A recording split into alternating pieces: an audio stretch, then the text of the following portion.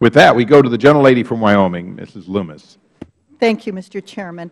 I, too, want to thank you, gentlemen, for this long day, and for the families. I offer my most sincere condolences from my constituents. They think about you all the time. First question, Mr. Nordstrom. Now, do I understand you had responsibility for security in Libya while you were there? That's correct. And then you left in July, is that correct? That's correct. Now, before you left, did you make security recommendations to Washington, D.C.?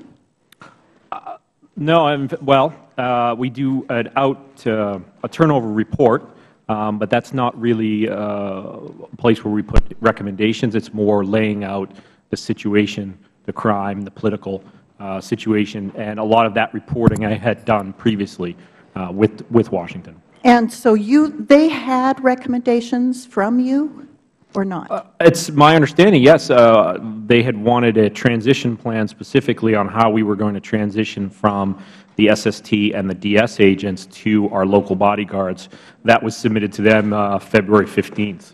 And do you know, was that implementation plan accepted? Was it implemented? I never really got any feedback from Washington. That was one of the things that surprised me even when I left post. I was never contacted by DS leadership or management from the date I left on the 26th to this date. The only time I had any interaction was preparing before the October hearings, but they've never contacted me to ask me on thoughts about Libya, suggestions, anything like that. Mr. Hicks, do you know whether security recommendations were implemented? Were there security recommendations that were implemented? John Martinek, the RRSO, came on board, and he was following up on many of the things that Eric was working on before to strengthen our security posture in Libya. After the attacks, John and I worked on a list of physical security improvements that had to be made in Tripoli in order for us to remain there. And I cabled that list into the Department after Congressman Chaffetz's visit. And I learned later that that cable was not well received by Washington leadership. To the ARB's credit, when they saw that cable, they sent it to Undersecretary Kennedy and insisted that every recommendation in that cable be implemented. Thank you. I want to switch gears a little bit.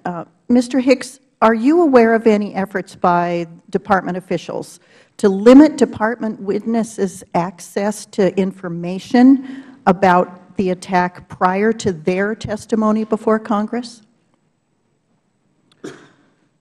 I have never seen the classified ARB report.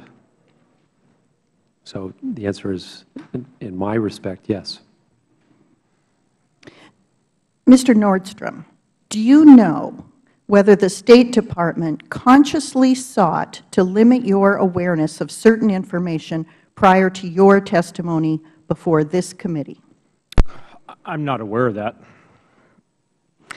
Let me ask you this. Mr. Nordstrom,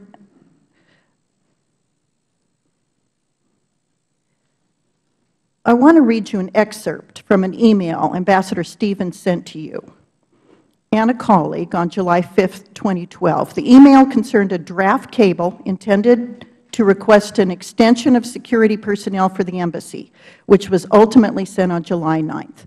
Now, the Ambassador wrote, "Gentlemen, I have taken a close look at the cable and edited it down and rearranged some paragraphs. My intention was to give more focus to what we are doing to end our reliance on TDY support and to let the Department figure out how to staff our needs.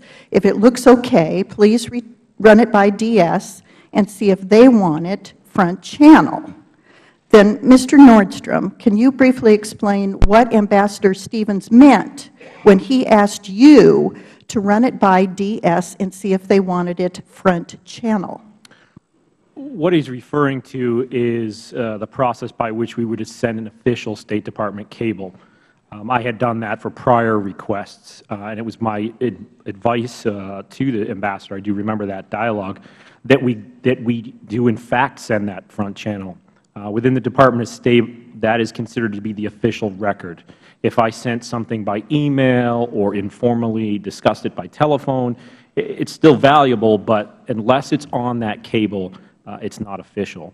My experience in the past was that as soon as we put those recommendations, just as Greg just alluded to, as soon as we put that onto an official cable, somehow we were seen as embarrassing the Department of State because we are requiring them to live up to their end of the bargain. I thank the gentlelady. We now go to the gentleman from Georgia, Mr. Woodall.